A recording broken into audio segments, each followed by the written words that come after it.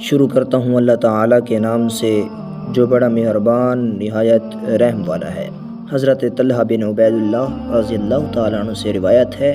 کہتے ہیں کہ ایک شخص جو علاقہ نجد کا رہنے والا تھا اور اس کے سر کے بال بکھرے ہوئے تھے، کچھ کہتا ہوا رسول اللہ صلی اللہ علیہ وسلم کی طرف کو آیا۔ ہم اس کی بنبناہٹ گونج تو سنتے تھے، مگر آواز صاف نہ ہونے کی وجہ سے اور شاید فاصلے کی زیادتی بھی اس کی وجہ ہو، ہم اس کی بات کو سمجھ نہیں رہے تھے، یہاں تک کہ وہ رسول اللہ صلی اللہ علیہ وسلم کے قریب آ گیا۔ اب وہ سوال کرتا ہے اسلام کے بارے میں، یعنی اس نے حضور صلی اللہ علیہ وآلہ وسلم سے عرض کیا کہ مجھے اسلام کے وہ خاص احکام بتلائیے جن پر عمل کرنا بحیثیت مسلمان کے میرے لیے اور ہر مسلمان کے لیے ضروری ہے۔ آپ صلی اللہ علیہ وسلم نے فرمایا، 5 تو نمازیں ہیں دن رات میں جو فرض کی گئی ہیں، اور اسلام میں یہ سب سے اہم اور اول فریضہ ہے۔ اس نے عرض کیا کہ کیا ان کے علاوہ اور کوئی نماز بھی میرے لیے لازم ہوگی؟ آپ صلی اللہ علیہ وسلم نے فرمایا، نہیں، فرض تو بس یہی 5 نمازیں ہیں،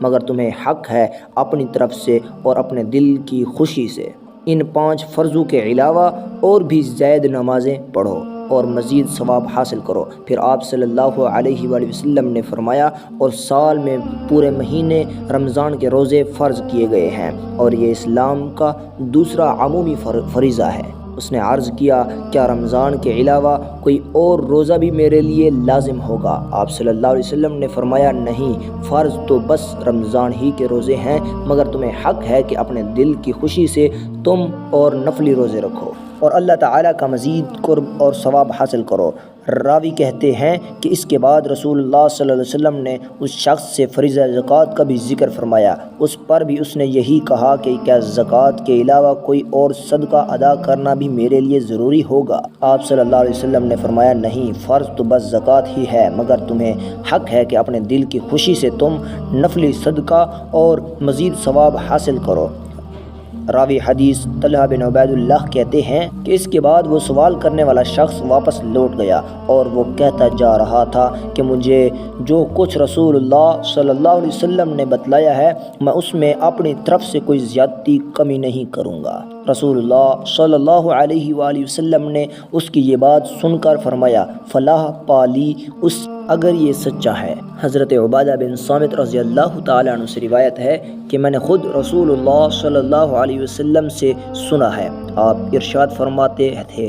کہ جو کوئی شہادت دے کہ اللہ کے سوا عبادت و بندگی کے لائق نہیں اور محمد اس کے رسول ہیں، تو اللہ نے اس شخص پر دوزخ کی آگ حرام کر دی۔ تشریح: اس حدیث میں بھی توحید و رسالت کی شہادت مراد دعوت اسلام کو قبول کرنا اور اس پر چلنا ہے۔ اسی کو دوسرے لفظوں میں یوں بھی کہا جا سکتا ہے، لا الہ الا اللہ محمد الرسول اللہ کی شہادت پورے اسلام کو اپنے اندر سمیٹے ہوئے ہے۔ جس نے یہ شہادت سوچ سمجھ کی ادا کی، در حقیقت اس نے پورے اسلام کو اپنا